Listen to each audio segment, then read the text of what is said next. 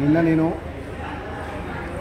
నా మిత్రుడు చిన్ననాటి స్నేహితుడు మాజీ పార్లమెంట్ సభ్యులు మాజీ శాసనసభ్యులు మోదుగుల వేణుగోపాల్ రెడ్డి ఆహ్వానం మేరకు అన్నవేమన ట్రస్ట్ బాలికల వసతి గృహం ఒక కార్యక్రమంలో పాల్గొంటేందుకు అక్కడికి రావడం జరిగింది నిన్న రాత్రి. అందులో భాగంగానే ఈరోజు అమ్మవారి కనకదుర్గ అమ్మవారి దర్శనం కూడా చేసుకోవడం జరిగింది. నాపై మొన్నటి నుంచి కొందరు వ్యక్తులు మా ప్రతిష్ట దెబ్బతినేలాగా దుష్ప్రచారం చేస్తూ ఈ విజయవాడ గుంటూరు చుట్టూలో రాజకీయాల్లో ముడిపెట్టుకుంటూ వైఎస్ జగన్మోహన్ రెడ్డి గారిని కలిసానికి వస్తున్నట్టు నేను నా సహచర మిత్రులు నా నియోజకవర్గంలో ముఖ్య నాయకులందరూ దాదాపు 200 మంది వెళ్ళినట్టు దుష్ప్రచారం చేస్తున్నారు. అందులో ఎంత మాత్రం నిజం లేదు. కేవలం ఒక సామాజిక సేవా కార్యక్రమం భాగంగా బాలికల వసతి గృహంలో ఒక ముఖ్య అతిథిగా నన్ను పిలిచినప్పుడు ఈ ప్రోగ్రాంకి రావడం జరిగింది.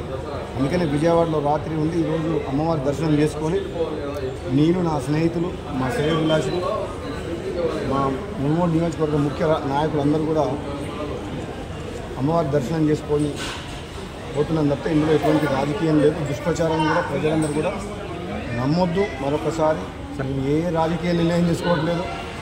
తెలంగాణ రాష్ట్ర ప్రజలు తెలుగు రాష్ట్రాల తెలుగు ప్రజలందరూ అన్నదమ్ములాగా కలిసిమెలిసి ఉండి 2 రాష్ట్రాలు సుభిక్షంగా ఉండాలని చెప్పి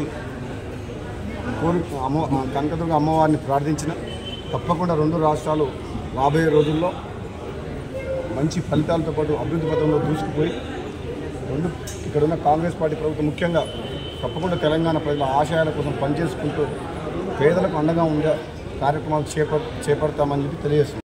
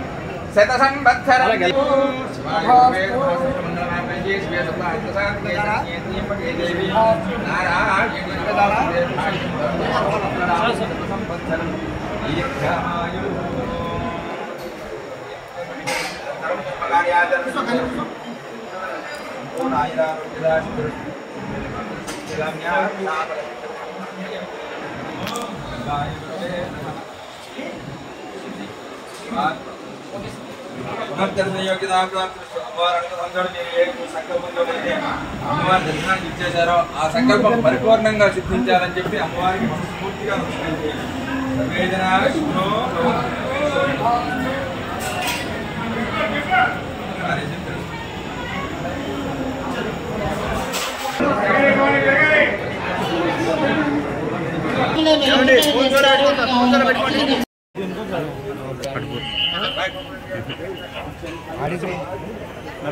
తీరా ఉన్న కాడ తీసేదానికి ఆడికి కంటలేదు సార్ గట్టు తీసే మంచిగా ఉంటుంది అన్న గుడికి వచ్చినట్టు